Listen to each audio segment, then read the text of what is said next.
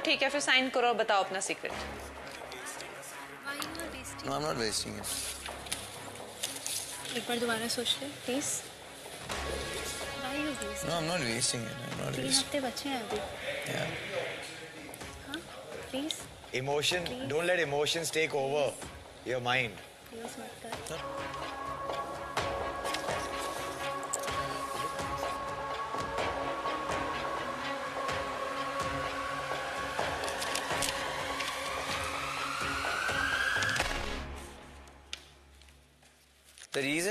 The reason मैं चाहूँगा ये चीज़ बताना, बिकॉज ये चीज़ छोड़ नहीं पा रहा हूँ मैं बहुत वक्त से। ये चीज़ ना मुझे छोड़ रही है। 2007 जनवरी, बहुत ठंड होती है हमारे गांव में। तो मुझे याद है सुबह कुछ 7 बजे का वक्त था। मेरी दादी ने मुझे उठाया और मुझे बोला कि जल्दी उठ, और तेरी मम्मी को कुछ हो गया, उसको हॉस्पिटल लेके गए। और मैं एकदम उसमें उठा एंड बोले जल्दी भाग जल्दी भाग। सुबह 7 बजे का वक्त था और घर से हॉस्पिटल 10 मिनट रनिंग है। तो 10 मिनट तक मैं भाग के हॉस्पिटल पहुंचा। मैं जैसे ही हॉस्पिटल पहुंचा तो इमरजेंसी वार्ड से मॉम को बाहर लेके आ रहे थे एंड शी वॉज स्क्रीमिंग। अपने पेट पर हाथ रखा हुआ था और शी वॉज स्क्रीमिंग। तो मैंने, बड़े पापा थे, बड़ी अम्मी थे, डैडी थे, बहन थी। तो मैंने पूछा क्या हुआ क्या हुआ। तो बोले पता नहीं, इनको अचानक से पेट में दर्द हो रहा है। तो उनको लेकर इमरजेंसी वार्ड में दिखाया, उनको कुछ दिया, उनको फर्क नहीं पड़ा। तो उनको सिविल हॉस्पिटल, जैसे बड़े हॉस्पिटल होते, उसमें भी बहुत दूर जाना पड़ता है स्ट्रेचर लेके। तो लेकर उनको गए, वार्ड में डाला और समझ नहीं आ रहा, डॉक्टर आ रहे, ट्रीट कर रहे, क्या हुआ। बोले पता नहीं, अचानक से पेट में ये हो रहा है। मैं थोड़ा डरा हुआ था, मैं बस वहाँ खड़ा हुआ था। वहाँ पे एक नर्स है जो मेरी मॉम की बहन की बेटी है। तो वो नर्स आई हमारे पास और वो भी देखने लगी। बोले क्या हुआ मम्मी को, ये वो। हम लोग बोले कुछ नहीं। तो उतने में मेरी बड़ी अम्मी जो थे, उन्होंने मुझे साइड में ले जाके बोला कि तेरी मॉम ने एसिड पी लिया है। तो मैं उस वक्त बोला कि तो बोल क्यों नहीं रहे ऐसा। तो बोले ऐसा बोलेंगे तो हम सब प्रॉब्लम में आ जाएंगे। लाइक नहीं, मैं भागकर, वो जो मेरी खाला की बेटी थी, वो उसको जाके मैंने बताया कि सुनो ऐसा हुआ है। तो she was very shocked. She was like कि पहले क्यों नहीं बताया, उसका ट्रीटमेंट होता है तुरंत, वो दूध दिया जाता, कुछ चीज़ें होती है। तो जैसे ही पता चला उनको डाला ऑब्जर्वेशन में, फटाफट सारे डॉक्टर्स आए, ये आए वो आए। ये सुबह 7 बजे से लेकर दोपहर में 2 बजे तक चल रहा था। 2 बजे तक जुम्मा का दिन था। I remember I am holding her hand. सब लोग जमा हो गए थे, बहुत सारे लोग, पूरा मोहल्ला था हॉस्पिटल के बाहर। बट मुझे पता नहीं था कि क्या होने वाला है। आई वॉज वेरी ओके कि अभी हो जाएंगे ठीक, अभी ठीक हो जाएंगे वो। तो एक मूवमेंट आया जिसमें डॉक्टर ने आपस में बात करी। मैं देख रहा था उनको और उन्होंने बोला कि तू हाथ छोड़ दे। तो मैं बोला हाथ क्यों छोड़ूं। तो बोले हाथ छोड़ दे। मेरे को ज़बरदस्ती हाथ छुड़वाया। तब मुझे पता चला कि उनकी डेथ हो गई है। मुझे वहाँ से लेकर निकाला। आज भी मुझे ऐसा लगता है कि अगर मैं जाग रहा होता या उस दिन जब मैं रोज़ मेरी अम्मी के पास सोता था, उस रात में जस्ट बिकॉज मुहर्रम थी और कुछ फेस्टिवल टाइप था, तो मैं नीचे दादी के पास सो गया था। तो अगर मैं वहाँ होता और जल्दी पहुँचता तो वो चीज़ बच सकती थी। द सेम टाइम मैंने रियलाइज़ किया कि डॉक्टर पोस्टमार्टम में बोले कि इस औरत ने 7-8 दिन से खाना नहीं खाया और ये उनके पेट में कुछ नहीं है, उनका पूरा सब बॉडी का सिस्टम बहुत बुरे लेवल पे है। तब जाके सब चीज़ें रियलाइज़ हो रही थी कि एक 22 साल का एक मैरिज लाइफ उनका बिल्कुल खुश नहीं था।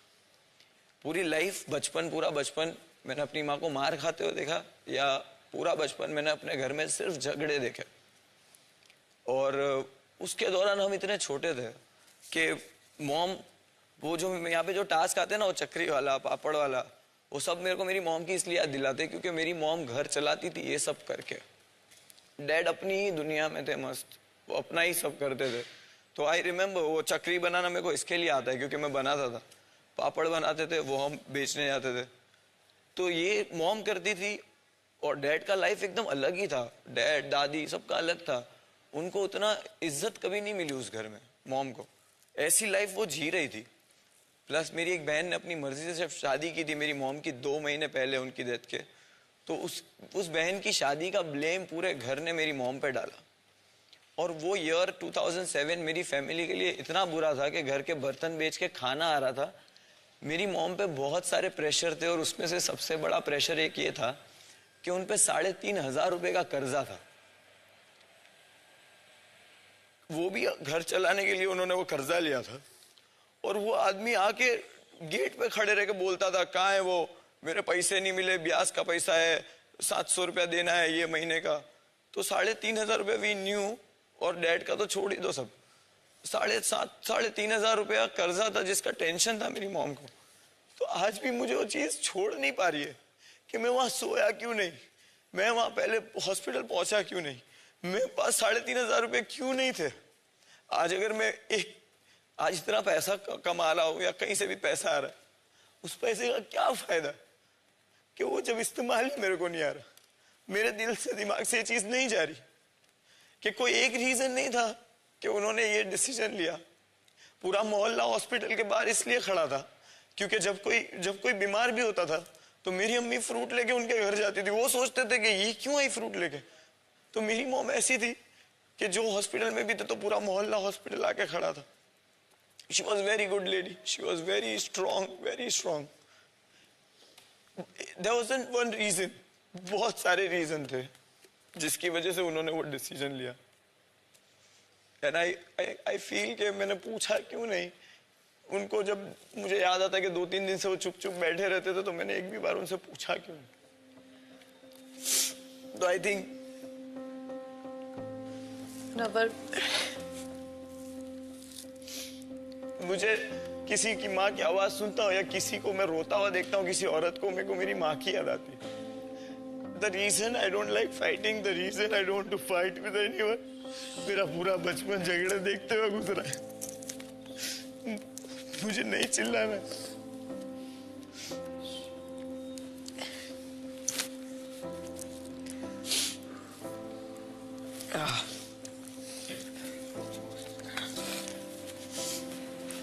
Munawar, this is a place where you have shared your story और आपने अपनी कहानी बता के बहुत सारे लोगों के ऐसे ही न जाने कितने जख्मों को हील किया होगा।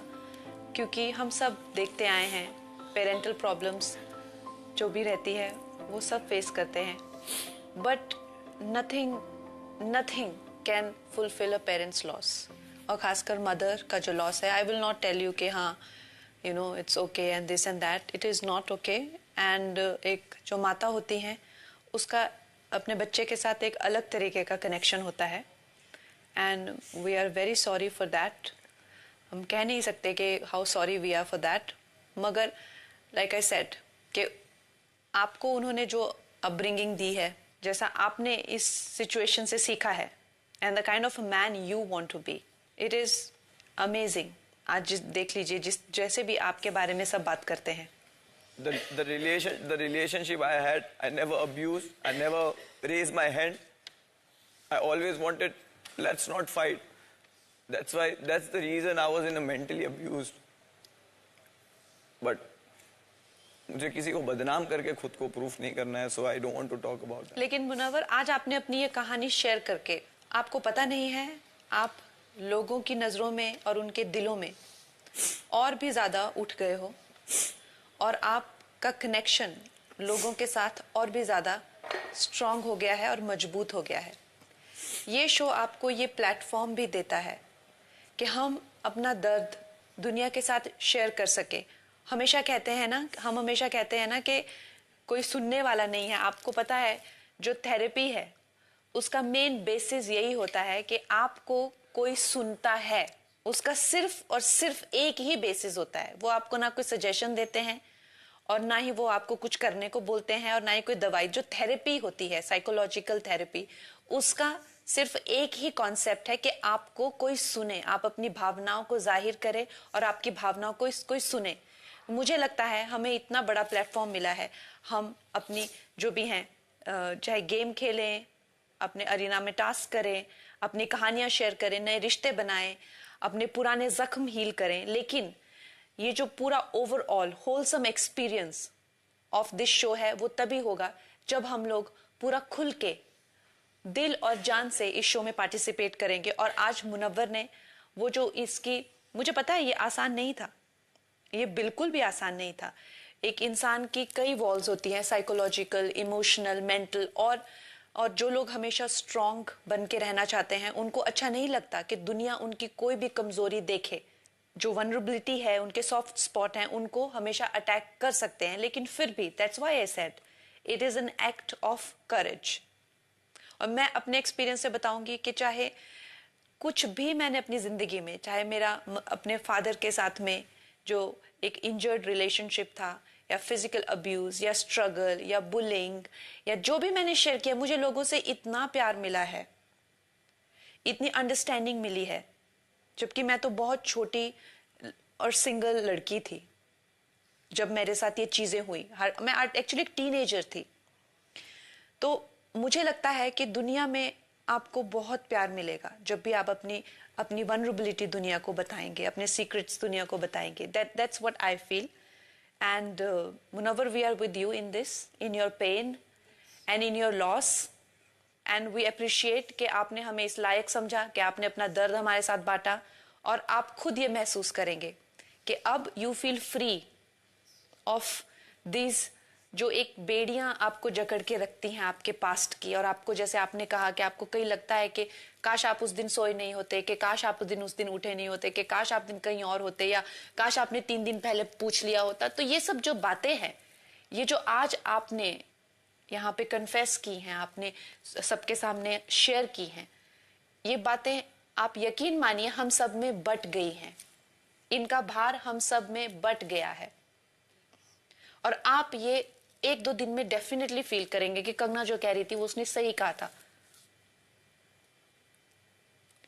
आपने अपने आप को सेफ भी कर लिया है।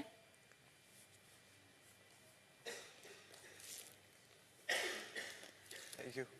ज़िशा, किसी की कोई गलती नहीं, मैं सिर्फ अपने आप को ही ब्लेम करता हूँ उस चीज के लिए। नहीं, क्यों अपने आप को क्यों ब्लेम कर रहा है यार? नहीं, तेरे हाथ में थोड़ी था इस बात। हाँ, लेकिन वो वक्त में बहुत डिपेंडेबल था उन पे। एक छोटी से छोटी भी चीज़ भी, मम्मी कहाँ है, मम्मी ये कहाँ है, मम्मी वो कहाँ है, हर चीज़। और उसके बाद पता ही नहीं कैसे जीना। आज जब ये चीज़ रोज सुबह हॉन्ट करती है, रोज सुबह उठते ही चीज़ सामने आती। देखता हूँ कोई किसी माँ के बारे में, ये अपनी माँ को मिस करती है तो मेरे को रोना आता है। मैं बाहर किसी को देखता हूँ, कोई बोलता रहा कि मेरी मॉम का कॉल आया, मेरे डैड का कॉल आया,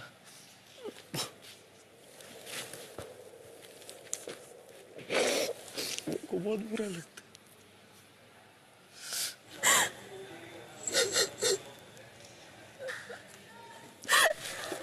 ऐसी कंजर्वेटिव फैमिली हम लोग की थी, फिर भी वो खुल के बातें करती थी मुझसे। आई रिमेम्बर, वो बोलती थी ऐसी अच्छी मैरिड लाइफ नहीं थी उनकी, पर मेरे को कोने में बैठ के बोलती थी, देख किसी की बेटी को लाएगा मारना है, देख किसी की बेटी को लाएगा उसको गाली नहीं देना। बोलते तो बोले जब मेरी बहू आएगी ना, मैं तो उसको बोलूंगी कि ला मैं काम करती हूँ, तेरे को बोलूंगी कि जा उसको घुमा के लेके। ऐसी चीजें बोलती थी, मैं शर्मा जाता था, मैं ब्लश करके बोलता था अम्मी ये सब बातें क्यों कर रहे हैं। But best now I know why she was saying that. She was going through for 22 years. तुम लोगों को कुछ पता नहीं चला। हम देखते थे, but क्या करो, छोटे बच्चे